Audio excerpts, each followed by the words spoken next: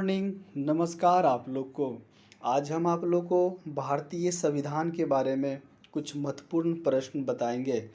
अगर हमारा चैनल को सब्सक्राइब नहीं किए तो ज़रूर कर ले। हमारा चैनल का नाम है जौहर क्लासिक एकेडमी।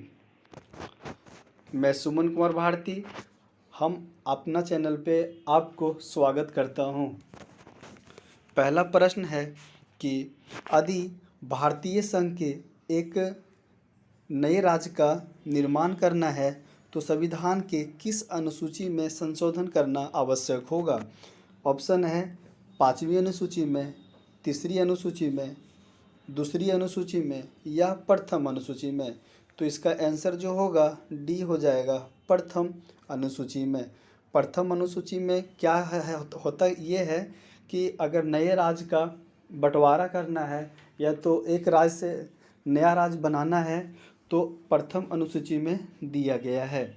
और 3री अनुसूची के बारे में अगर हम जानेंगे तो इसमें शपथ ग्रहण से संबंधित प्रावधान है। तो हमारे संविधान में जो है किनको किनको शपथ ग्रहण दिलाया जाता है, तो भारत के राष्ट्रपति को, उपराष्ट्रपति को और मंत्रिमंडल को, ये 3री अनुसूची के अंतर्गत आते हैं। ये तीनों को ये सबको शपथ दिलाया जाता है। और अगर हम विस्तार से इसके बारे में जानें तो और भी इसके बारे में हम जान सकते हैं, जैसे कि उच्च न्यायालय के न्यायाधीश और उच्चतम न्यायालय के न्यायाधीश को भी शपथ दिलाया जाता है। तो ये सब 3री अनुसूची के अंतर्गत, या तो फिर राज्यपाल को शपथ दिलाया जाता है उसी के अंतर्गत। और 2री अनुसूची के बारे में अगर हम जानें तो इसमें वेतन से संबंधित प्रावधान है।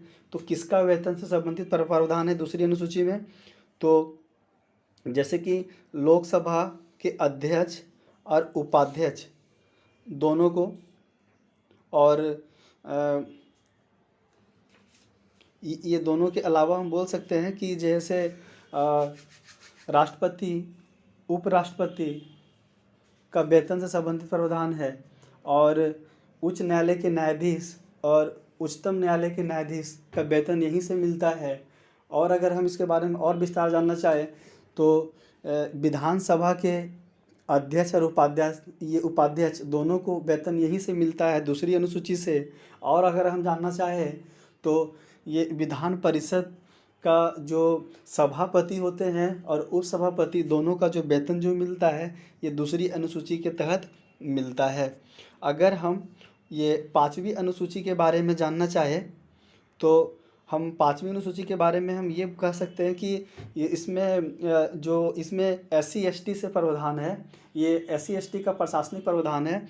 और 5वीं अनुसूची में जो कि अब जो है ना, इसका प्रावधान 10 साल के लिए मोदी जी जो हैं ये बढ़ा दिए हैं। कैमा संविधान संशोधन के तहत? तो 104वां संविधान संशोधन के तहत 10 साल के लिए बढ़ा दिए गए हैं। और अगर हम 104वां संविधान संशोधन के बारे में और कुछ हम अगर जानना चाहें तो ये है, राष्ट्रपति जो है वो जो 14 को संसद को जो चुनते थे, ये राज्यसभा में और लोकसभा में, वो 104वां संविधान संशोधन के तहत इनको जो है से ये 14 सीट को हटा दिया गया है। अब राष्ट्रपति जो है जो मनोनीत करते थे 14 सीट, अब नहीं कर पाएंगे।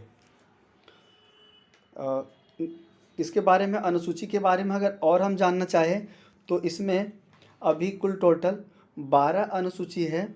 और पहले कितना अनुसूची था? तो 8। अब कुल मिला के जो है सर अभी मतलब कितना नया बना है? तो 4। कौन कौन बना है? तो 9 अनुसूची जो बना हुआ है, तो 9 अनुसूची में कहना है कि इसमें जो प्रावधान जो दिया है ना, ज़मीन से रिलेटेड है। और 10वां अनुसूची में दल बदल कानून से है। और 11वां अनुसूची में जो है वो ये पंचायत से संबंधित है, जिसमें यहाँ से क्वेश्चन पूछता है कि 11वां अनुसूची में कितने विषय हैं। और कई बार ये क्वेश्चन एग्जाम में पूछ चुका है। तो 29 विषय है। और ये 12वां अनुसूची की अगर जब बात किया जाए तो इसमें 18 विषय है जो कि, और ये 12वां अनुसूची में नगरपालिका से संबंधित प्रावधान है। और ये नेक्स्ट प्रश्न है, अगला प्रश्न है कि किसी धर्म विशेष के संवर्धन के लिए करों के भुगतान की अनिवार्यता से मुक्ति की गारंटी दी गई है। यानी कहने का तात्पर्य ये है कि कर का जो जो टैक्स का जो भुगतान जो करना पड़ता है उससे मुक्ति मिलती है। वो कौन सा अनुच्छेद के तहत, 25 के तहत या 26 के तहत या 27 के तहत? तो इसका आंसर जो हो जाएगा अनुच्छेद 27 के तहत।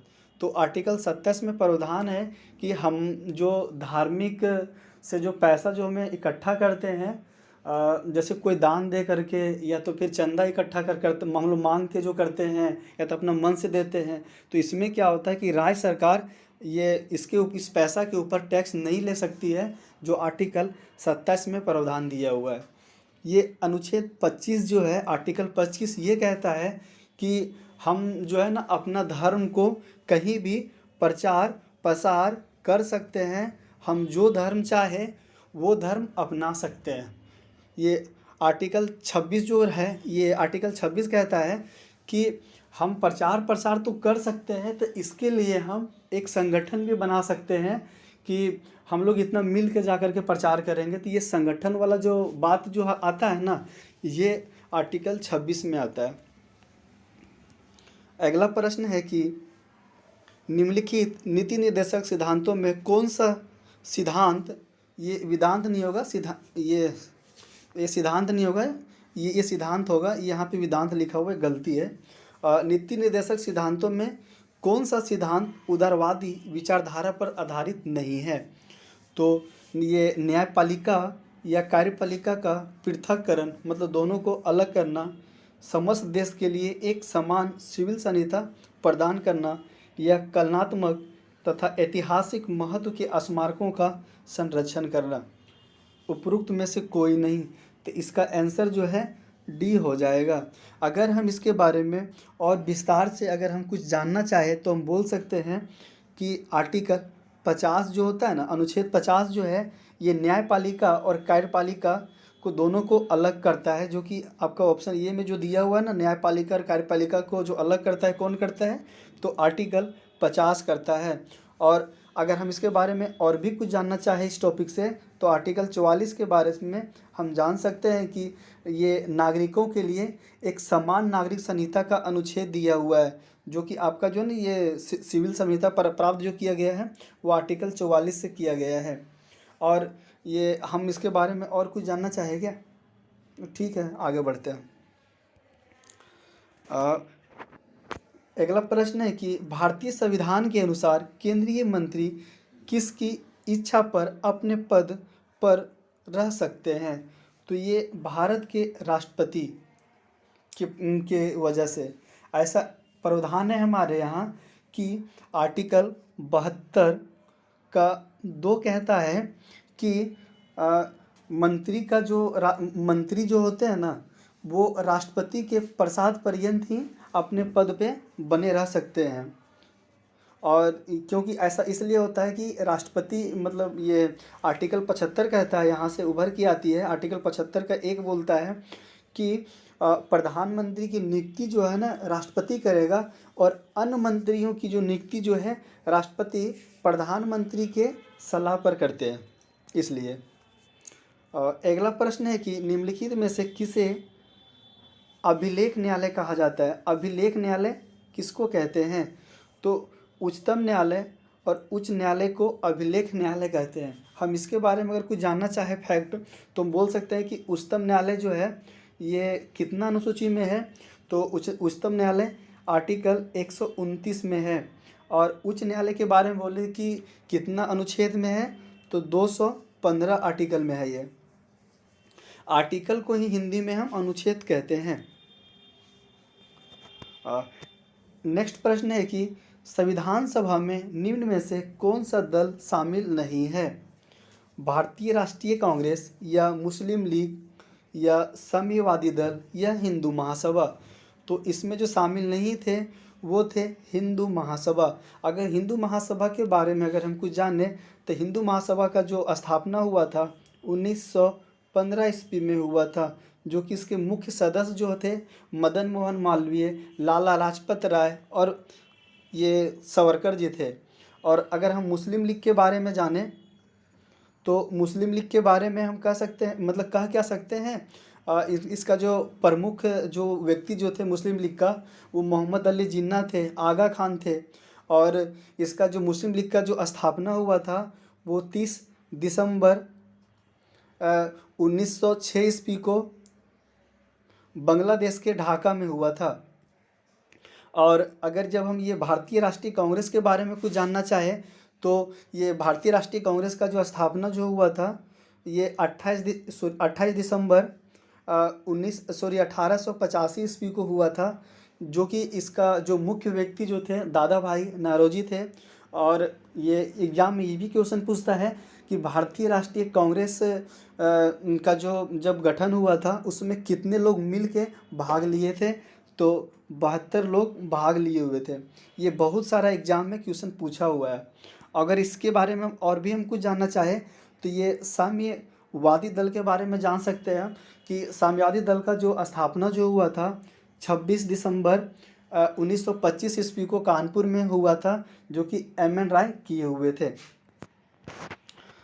ये क्वेश्चन हो चुका था।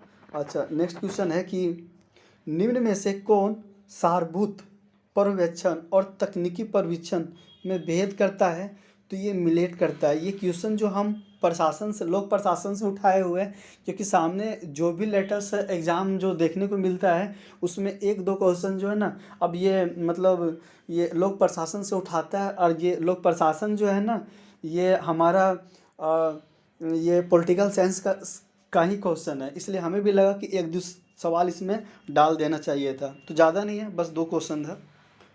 दूसरा प्रश्न है कि बर्नार्डे के अनुसार कौन सा नेतृत्व का काम नहीं है, तो साधनों का कुशल प्रबंधन करवाना, या समन्वित कार्रवाइयों को प्रोत्साहन करना, या संस्थागत अखंडता की रक्षा करना, या तो कार्यवाही की आंतरिकतापूर्ण नियंत्रण करना।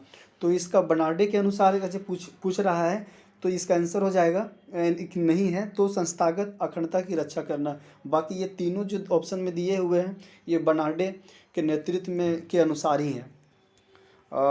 ये लास्ट प्रश्न है। और हम कहना चाहेंगे कि अगर हमारा वीडियो को आप लाइक नहीं किए तो प्लीज़ लाइक करें। अगर अच्छा लगा हो तो ज़रूर लाइक कीजिए। और अगर इस तरह से और वीडियो अगर आप देखना चाहते हैं तो ज़रूर हमारा चैनल को सब्सक्राइब कीजिए आप। तो मेरा नेक्स्ट प्रश्न है कि आज का पूरा प्रशासन राजनीतिक, क्योंकि इसका जनहित में प्रतिसंवेदी होना चाहिए, जो कि एम्पलम्बी का एक या व्यक्ति किस सिद्धांत को चुनौती देता है, तो ये तटस्थता को दिखाता है। और तटस्थता का मतलब होता है उदासीन। थैंक यू सो मच दोस्तों हमारा वीडियो को देखने के लिए। और हम फिर आपसे मिलेंगे